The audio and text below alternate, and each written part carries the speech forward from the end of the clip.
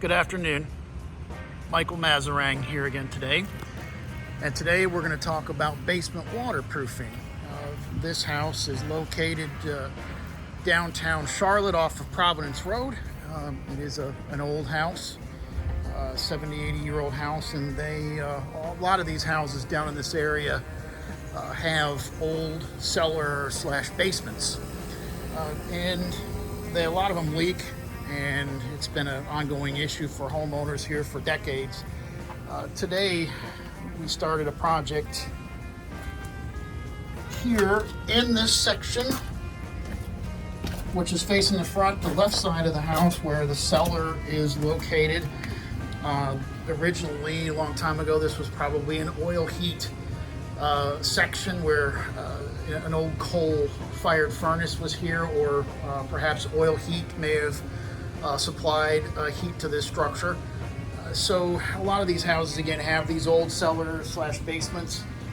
We discovered that there's actually 2 layers of concrete here that they're going to have to break away. But we started the beginning stage of the project, which is to introduce a trench along the wall of the old foundation. And we're going to create a control pipe that will be wrapped in a sock, embedded in a gravel drainage field. Will be the ultimate goal here as we work our way around the basement. The customer has replaced all the HVAC equipment recently, so instead of spending a lot of money and moving all these pieces of equipment, including the hot water tanks, we've decided to do what's called a trench drain, which will basically route the system around this mechanism. Any water coming in through this basement or this cellar section that attaches to the crawl space will just bleed into the trench drain system, and any water coming in behind this new HVAC equipment will be diverted into the trench drain, and then the main system will continue along the foundation wall here. We are going to use some hard wall sealer up off the ground to hide our weep holes, and then this entire basement will be coated with 2 coats of Drylock for moisture protection, as well as a dehumidifier to help control moisture down here. So basically the initial stages of the project, the first day, so we'll be here for several days, and we'll continue. The next part of the video will be the end product, so you can see how everything ties together.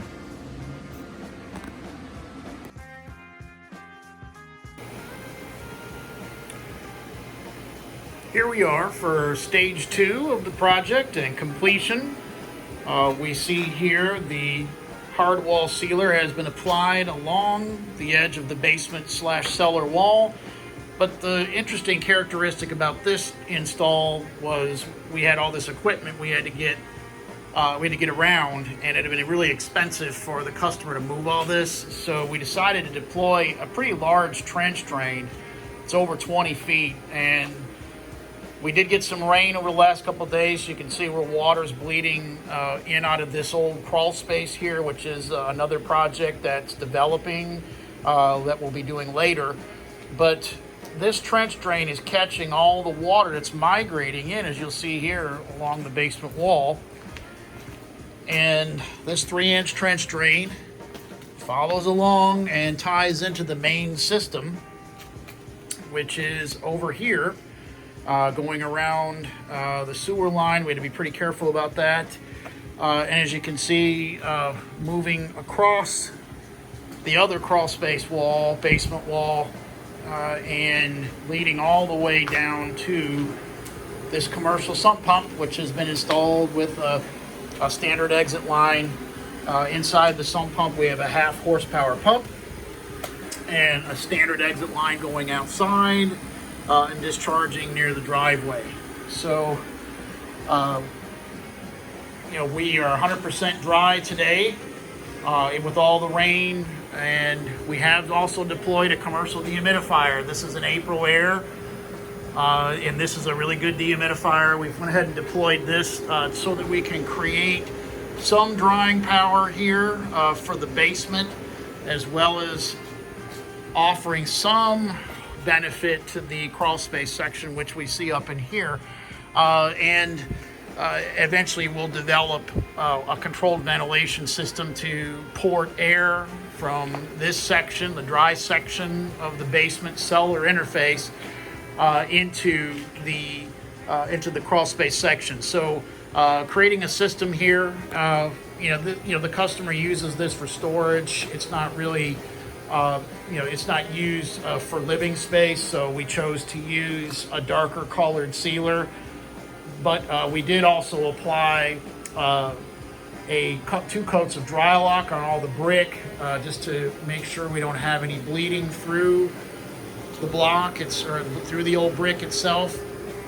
Interesting enough, if we're in a basement that is used for living space, this product is available. We can get some FRP, which you'll see deployed in restaurants and so forth. That can be used as an alternative, and it has more of an eggshell white color and blends in with the wall.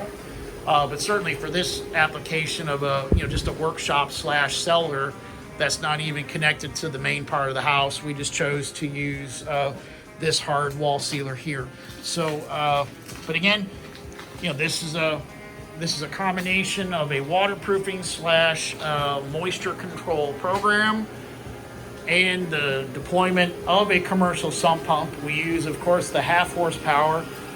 Some companies will use a third or a 1/4 horsepower, but we just go ahead and use a 1/2 horsepower so that we can extend the lifespan of that pump, hopefully for many, many years, and give this customer a good dry basement / cellar situation, and they can now safely store some of these items here with a dry basement, and then at some point we will address the crawl space challenges as well.